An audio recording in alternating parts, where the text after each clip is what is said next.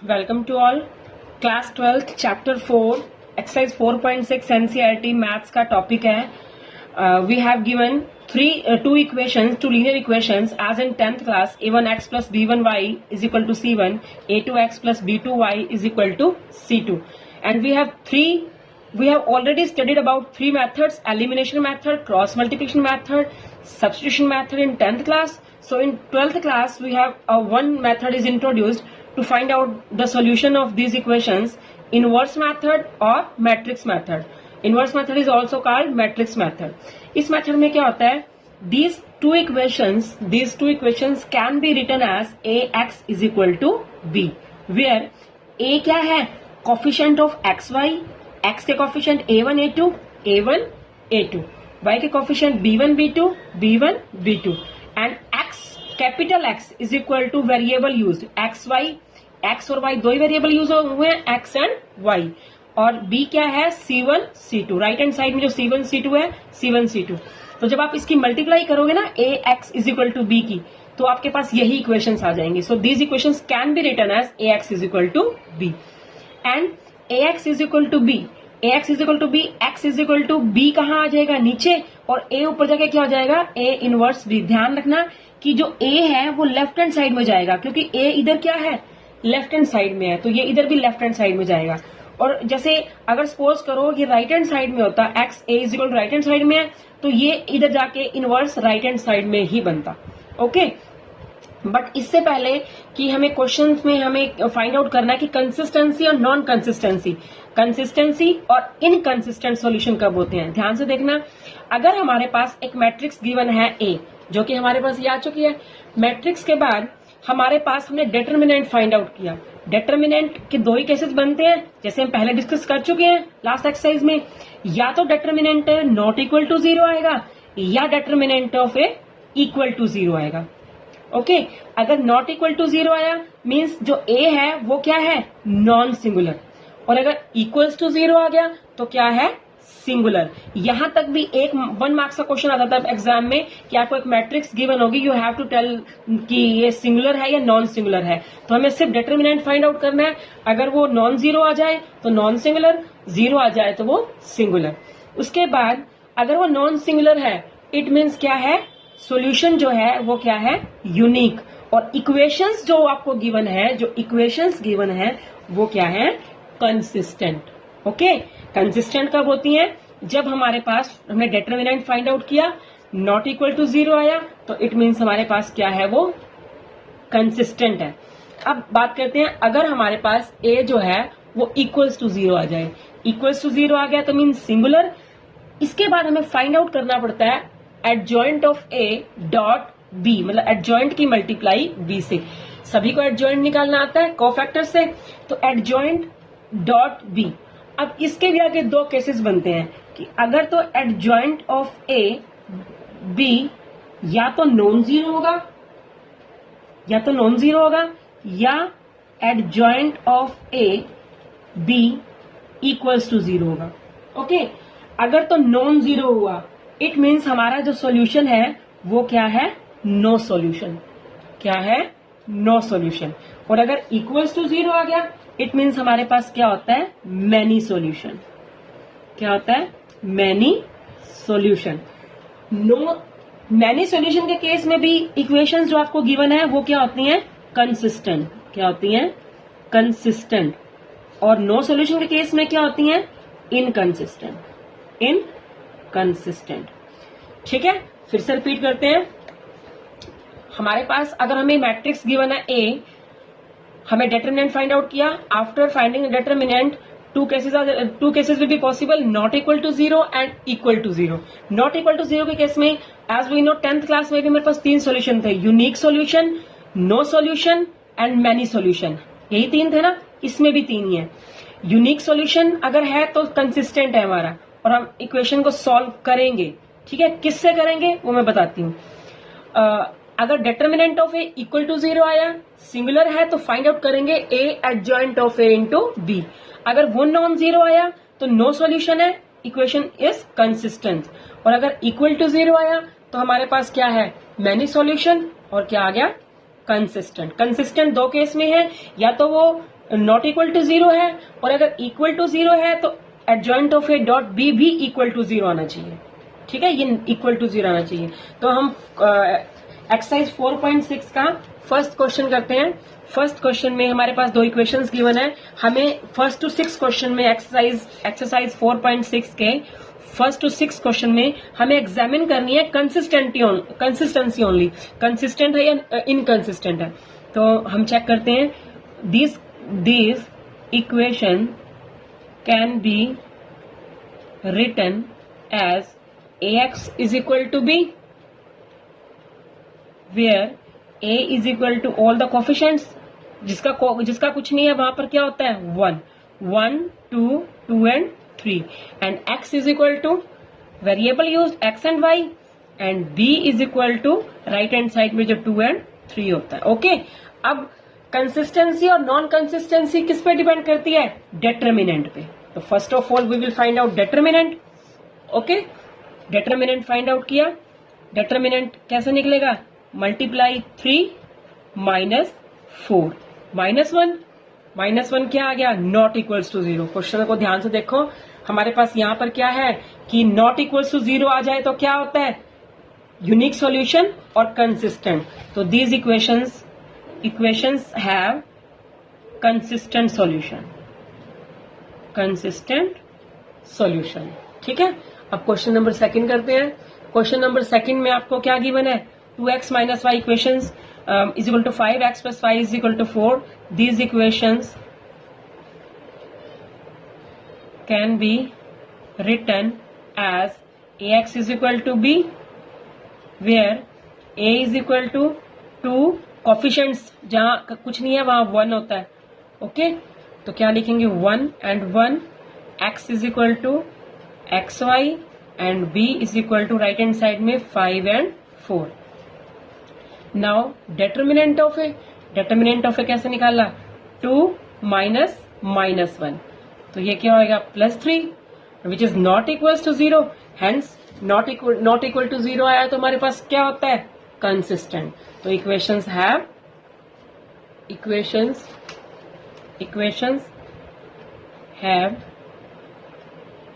consistent solution। now question number 3 में हमारे पास हमने चेक करनी है कंसिस्टेंसी या इनकंसिस्टेंसी। तो these equations can be written as ax is equal to b। Okay, where a is equal to 1, 3, 2 and 6। Now b is equal to क्या है? Right hand side में 8 and 5 and 8, and x is equal to variable x and y। okay, first of all we will find out the determinant। determinant कैसे निकालेंगे? 6 minus 6 is equal to 0 आ गया। Students ध्यान से देखना, अगर ये 0 आ गया इसका मतलब सिंगुलर भी है, और हमें क्या फाइंड आउट करना है? Adjoint of a dot b। Adjoint of a dot b, तो we have to find the adjoint in a dot b। ठीक है, how to find the adjoint of a? Adjoint of a निकालने के लिए हमें cofactors find out करने हैं। एक शॉर्टकट मेथड बताती हूँ कोफैक्टर्स को डायरेक्ट निकालने का। क्या होता है हमारे पास? ये इनको रिप्लेस कर दो, इनके साइन चेंज कर दो। ध्यान से देखना, I am repeating, shortcut method to find out. जब एडजॉइंट ऑफ ए डायरेक्ट निकालना हो, मतलब आपके पास क्वेश्चन में आता है कि फाइंड द एडजॉइंट, तो आप डायरेक्ट मेथड यूज नहीं कर सकते। बट आप अगर किसी और क्वेश्चन में एडजॉइंट यूज कर रहे हो तो आप डायरेक्ट कर सकते हो 2 into 2 ऑर्डर के लिए। इनको रिप्लेस कर दो, 6 की जगह 1, 1 की जगह 6, यहाँ पर 6, यहाँ पर 1, और इनके साइन चेंज कर दो। ये रिप्लेस नहीं होंगे but sign will be change. Okay, adjoint of A find out हो गया। अब आपको क्या निकालना है? Adjoint of A dot B. Adjoint क्या है? 6 माइनस 3 माइनस 2 1, इसकी मल्टीप्लाई b से। b क्या है? 5 and 8, 5 8। नाउ मल्टीप्लाई में क्या आएगा? 5 into first row first column, एक ही कॉलम है तो एक ही मल्टीप्लाई होगी। 5 इंटू 6 इंटू 5 30, माइनस का 24, माइनस का 10 प्लस का 8 which is equal to 6 and minus 2. It means not equal to 0. ध्यान से देखो क्या किया था हमने कि हमने यहां पर बोला था कि अगर adjoint of A not equals to 0 आया, इट मीन्स क्या है, no solution and equations have inconsistent solution. तो these equations have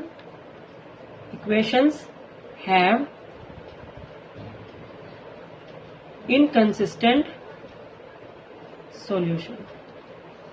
Okay, now the question number 4.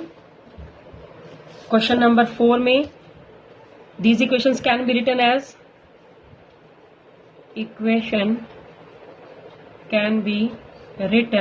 as ax is equal to b, where a क्या है हमारे पास, coefficient 1 2a 1 3a 1 2 2a. Okay, अब हम क्या निकालेंगे, पहले इसका डिटर्मिनेंट निकालो. कैसे निकालोगे, फर्स्ट रो से, फर्स्ट रखा बाहर, रो कॉलम हाइड करने के बाद क्या बचा, 3 2a 2a. तो इसकी मल्टीप्लाई इससे 6a माइनस 2a, क्या आएगा, 6a माइनस 2a. फिर इसके साइन चेंज, -1, ये छुपा लिया, इधर से 1 और 1, तो 2 into 2 4a minus 2a, 4a minus 2a. Then +1, ये कॉलम हाइड किया, ये रो हाइड की, तो क्या आएगा, 2a minus 3a, 2a minus 3a. क्या आया, 4a, 2a बाहर माइनस है तो माइनस का 2a माइनस a, 4 में से 2 गया, 2a minus a is equal to a which is not equal to 0. Hence equation have, अगर नॉट इक्वल टू 0 आ गया तो नॉट इक्वल टू 0 में हमारे पास क्या होता है, इनकंसिस्टेंट. ओके, तो equations have consistent solution. Okay, now we will do question number 5. Question number 5 है हमारे पास, 3x minus y minus 2z is equal to 2 and 2y minus z is equal to -1 and 3x minus 5y is equal to 3. Students, इस given equations की form proper नहीं है, किसी में x नहीं है, किसी में y है तो z नहीं है. तो पहले इनको प्रॉपर फॉर्म में लिखो. प्रॉपर फॉर्म में कैसे लिखेंगे, 3x minus y minus 2z is equal to 2. यहाँ पर x नहीं है तो 0x minus 0x plus 2y minus z is equal to -1 and 3x minus 5y z नहीं है तो 0z is equal to 3. Okay, now these equations can be written as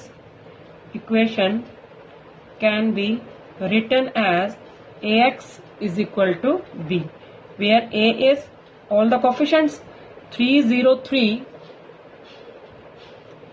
-1 2 and -5, -1 2 and -5, -2 -1 and 0. Okay, x is equal to 3 variables x y z and b is equal to last में 2 -1 and 3, 2 -1 and 3. First of all we will find out the determinant. तो determinant find out करो.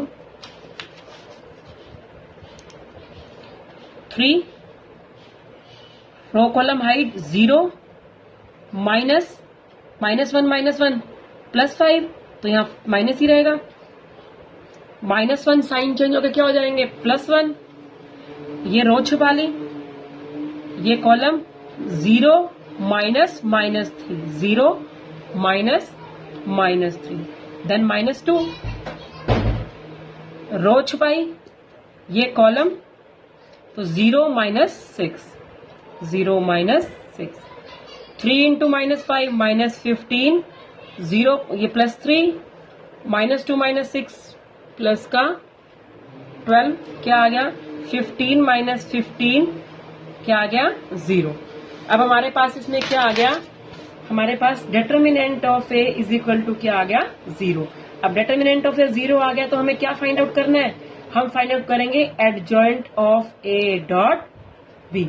उसके लिए अब अगर adjoint of A की product B से not equals to 0 आएगी या adjoint of A dot B की प्रोडक्ट इक्वल टू 0 आएगी। अगर नॉट इक्वल टू 0 आई तो इसका मतलब क्या होता है, इनकंसिस्टेंट, और अगर इक्वल टू 0 आ गई तो क्या होता है, कंसिस्टेंट। ओके, तो अब हमें क्या निकालना है, एडजॉइंट। तो फर्स्ट ऑफ ऑल एडजॉइंट निकालने के लिए हमारे पास मैट्रिक्स हम फिर से लिख लेते हैं। मैट्रिक्स क्या है हमारे पास, 3 0 3 3 0 3 1 -1 2 -5 -1 2 -5 2 -1 0 -2 -1 and 0। Now we will find all the cofactors। cofactors find out करने के लिए A11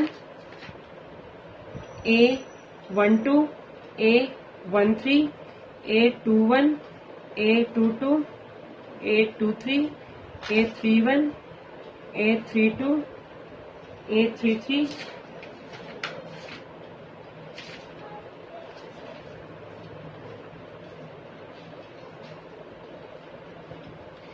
यस 1 के कोफैक्टर्स, दिस वन क्या आएंगे, 0 -5, it will be -5, sign will not be change क्योंकि इवन है ये। 1 2 के क्या आएंगे, 0 +3, मतलब 3 sign will be change. 1 3 0 -6 -6, sign will not be change, it's even. 2 1 ये भी छुपा दिया। 0 -10, देखो इसकी मल्टीप्लाई इसे 0 -10, sign will be change, it's odd. 2 2 this one क्या आएगा, 0 +6 0 +6, sign will not be change. And 2 3 this one minus का 15 and 3 -1 -3 +3, sign will be changed because it's odd. Now 3 1 3 1 1 -1 -1 and -4 +4 5 3 2 क्या आएगा, -3 only, sign will be changed। 3 3 6। Now adjoint of A क्या आया हमारे पास, adjoint of A is equal to -5 -3 -6 10 6 12 5 3 6 और इसका transpose. अब हम क्या निकालेंगे, adjoint of A dot B. तो ये क्या आएगा, इसका ट्रांसपोज -5 -3 -6 10 6 12 5 3 6 की मल्टीप्लाई बी से। बी क्या है हमारे पास, पीछे देखो, बी हमारे पास है 1 2 4, क्या आएगा 1 2 and 4, तो मल्टीप्लाई करो। -5 × 1 -5 +20 and +20, माइनस का 3 +12 +12, माइनस का 6 +24 +24, ये क्या आएगा 35 24 -3 21 48 -6 42, it's not equal to 0, hence equations have inconsistent solution।